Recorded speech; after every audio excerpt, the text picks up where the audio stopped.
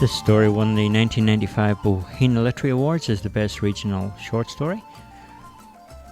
It's called Taree, the Girl Who Spoke Like Thunder by Paul McCann.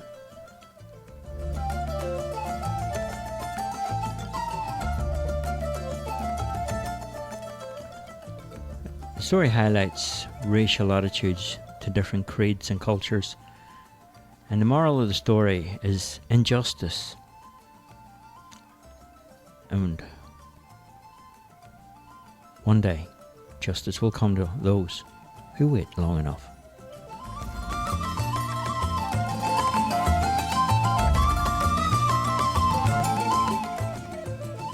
In the dry scrub of Yellow Valley, there lived an Aboriginal tribe called the Bugawalla. They had been part of the territory as long as there had been kangaroo and lizards among the dusty tracks. The tribal leader of this region was King Walla Walla, and in his domain there was nothing to fear, or nobody else there to challenge his rule in the territory. Every day life was easy and peaceful around the Yilla. The young men of the tribe hunted for food, while the children learned the old ways. King Walla Walla had a teenage daughter by the name of Taree. Taree was a lonely child and spent most of her time painting inside a cave that her father had given to her. King Walla Walla was so busy with his tribal affairs and running off wild camels that he had never noticed Taree was growing up. As there were no other girls her age in the tribe, Taree often went exploring the dry lands around the Yellow Valley. One of her favourite places was inside a large hollow tree on the track far side of the village. Taree never spoke. She never knew how to. No one had really taught her. The only sounds Taree could make were that of the wild animals in the Yilla. She sang the soft song of the wild and laughed the chorus of the kookaburra. She could hiss like the red-bellied black snake and wisp like the strong southerly winds. She made swishing noises like a lizard's tail and could whistle whip-like sounds of the bush birds. Within all of these sounds, Taree had found her voice.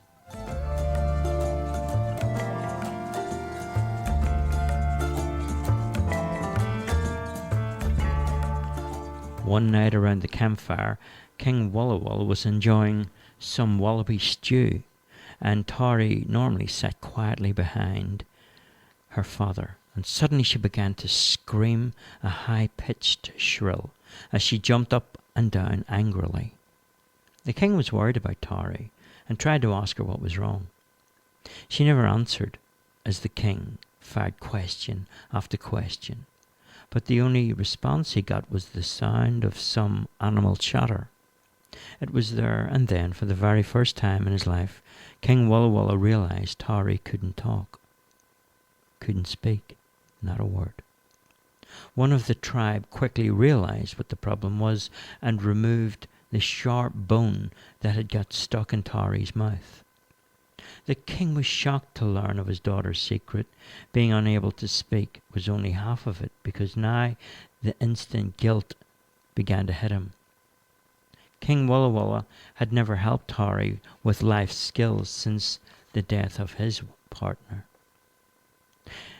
He had passed Taree on to different women in the tribe and expected them to educate her and to mother her. The fact was that these women never did the job they should have and left Taree to her wanderings. With his worry now of Taree being unable to speak, he had to seek out help from far beyond the region. After calling a large tribal meeting, a number of points were raised. A group of the people from the tribe had offered to bring Taree into the coastal township of Whoop Whoop, where some help could be found.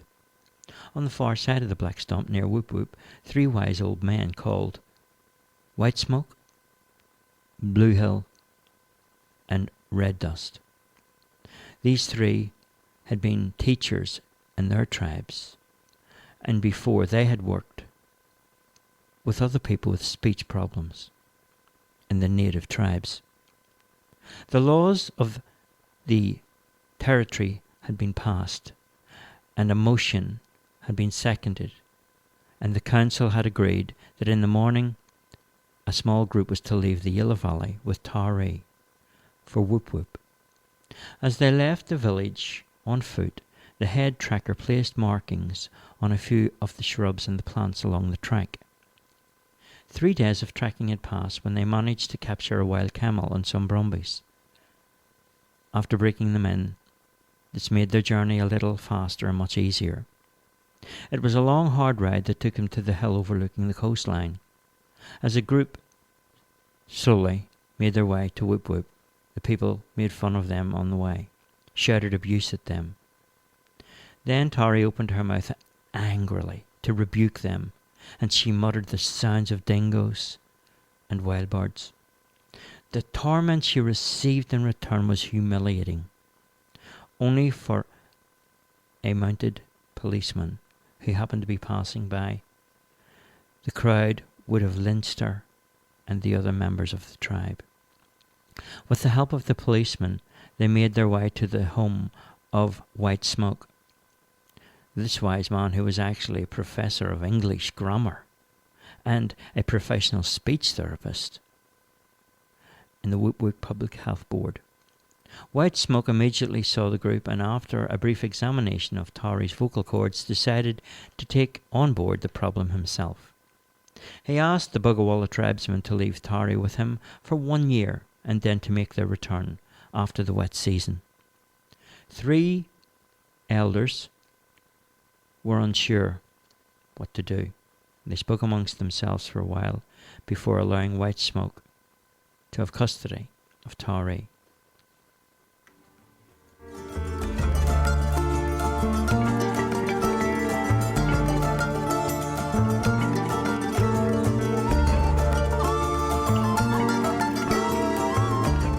They couldn't return to the tribe and to King Walwa, saying that their mission had failed. So they left Taree with White Smoke and made their way back to Walla Walla. Then and there, something new had started for Taree. A new life. An urge, an encouragement that she could better herself. White Smoke urged the elders of the tribe to trust him and bade them farewell. After some discussion, it was decided that Taree was going to have an education. And the Yellow Valley were unaware of the person that Taree was to become.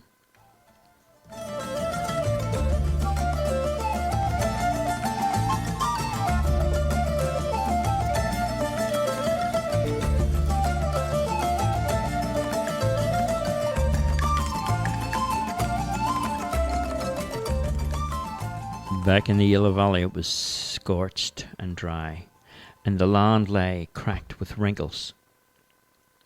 In the drought, there were dust storms, almost a regular event every day. And it wasn't long before the blowflies left for the coast. And then it was probably decided that a year had passed, as the big wet came.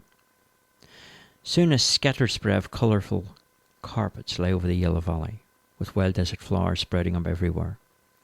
At the time King Walla Walla himself left the village on back of a camel to collect his daughter, now he was assured in his own heart that he would receive not just his daughter, but someone who would keep his name going in the village long after he was gone. Having travelled alone himself, the king was unassured of his journey and the footsteps. He got lost along a track, some of the markings he was unsure of. But he kept reassuring himself that all would be okay, and he would find his daughter. There was an inner sense, and he was guided by the Spirit as he made his way through the dusty tracks of the outback.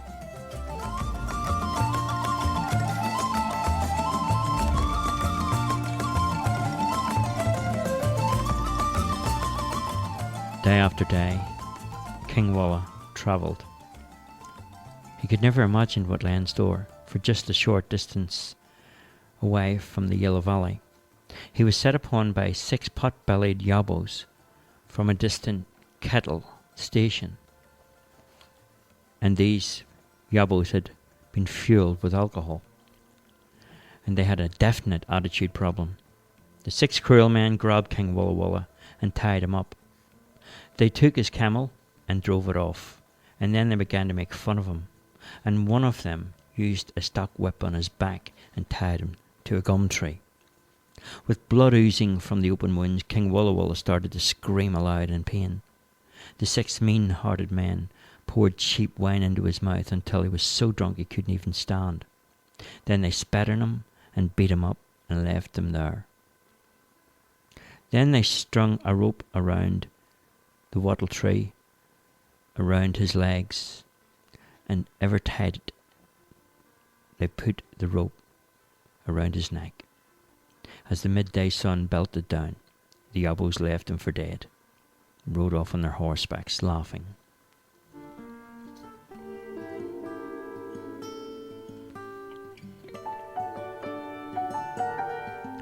The wattle tree was brittle and weak, and the branch snapped with the king's body weight, and he crawled slowly like a dingo to the edge of the creek, where he washed his festered wounds. He rested up for some time before making his way to Whoop Whoop. He walked into the town like a leper, unwanted, unclean, and alone. He was abused and scorned by the people in the town. Some threw stones at him.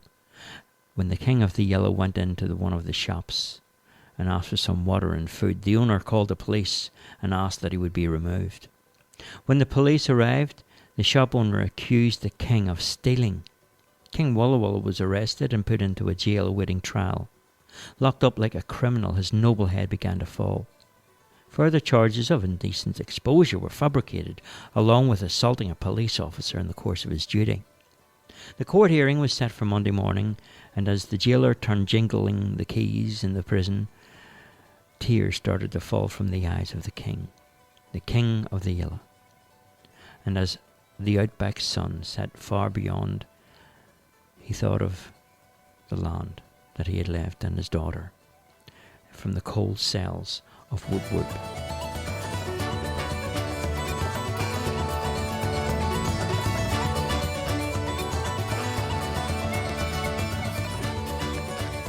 On the morning of the court case, the king, washed and shaved now, proudly made his way into the packed courtroom and stood there in the dock before the judge. The silence was broken with a thud of the judge's hammer that called for the king's defence team.